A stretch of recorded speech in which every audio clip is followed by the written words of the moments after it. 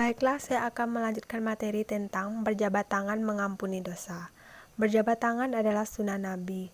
Ini adalah amalan yang mudah, tapi sungguh berat nilainya di sisi Allah Subhanahu wa Ta'ala. Dengan berjabat tangan, hubungan dengan saudara kita menjadi dekat dan Allah Subhanahu wa Ta'ala mengampuni dosa kita. Jadi, jangan sia-siakan kesempatan ini. Acap kali kita bertemu dengan saudara kita sesama muslim, jangan lupa untuk berjabat tangan. Hadis yang menerangkan tentang bersalaman diantaranya diriwayatkan oleh Abu Dawud.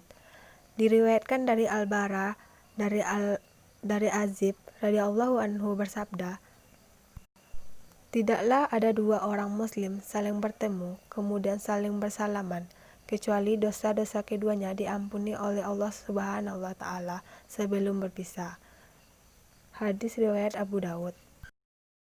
Dari Al-Bara bin Azib radhiyallahu anhu, ia berkata, Rasulullah SAW bersabda, tidaklah dua orang saling bertemu, kemudian berjabat tangan, kecuali akan diampuni dosa-dosa mereka berdua sebelum mereka berpisah.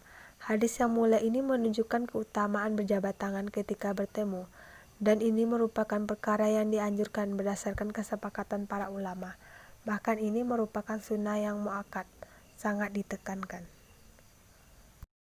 Faidah-faidah yang terpenting yang terkandung dalam hadis. Arti berjabat tangan dalam hadis ini adalah berjabat tangan dengan satu tangan, yaitu tangan kanan, dari kedua belah pihak. Cara berjabat tangan seperti ini yang diterangkan dalam banyak hadis yang sahih. Dan inilah arti berjabat tangan secara bahasa. Adapun yang melakukan jabat tangan dengan dua tangan adalah dengan cara menyelisihi sunnah Rasulullah SAW. Berjabat tangan juga disunahkan ketika berpisah. Berdasarkan sebuah hadis yang dikuatkan oleh Syekh Albani, maka pendapat yang mengatakan bahwa berjabat tangan ketika berpisah tidak disyariatkan adalah pendapat yang tidak memiliki dalil atau argumen. Meskipun jelas anjurannya tidak sekuat anjuran berjabat tangan ketika bertemu. Berjabat tangan adalah ibadah yang disyariatkan ketika bertemu dan berpisah. Maka melakukan di selain kedua waktu tersebut, misalkan setelah salat 5 waktu, adalah menyelisihi ajaran Nabi. Bahkan sebagian ulama menghukuminya sebagai perbuatan bid'ah. Di antara para ulama yang melarang perbuatan tersebut, Al-Iz bin Abdul Salam, Ibnu Hajar,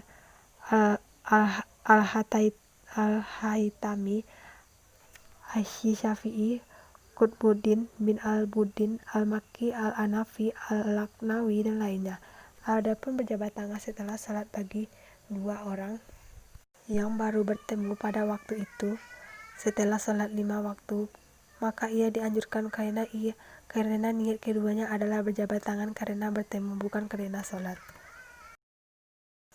Mencium tangan seorang guru atau ustadz ketika bertemu dengannya adalah diperbolehkan. Berdasarkan beberapa hadis Rasulullah SAW dan perbuatan beberapa orang sahabat radhiyallahu anhu. Akan tetapi kebolehan tersebut harus memenuhi beberapa syarat. Yang pertama yaitu tidak menjadikan hal itu sebagai kebiasaan, karena para sahabat radhiyallahu anhu sendiri tidak sering melakukan kepada Rasulullah. Terlebih lagi jika hal ini dilakukan untuk tujuan mencari berkah dengan mencium tangan sang guru.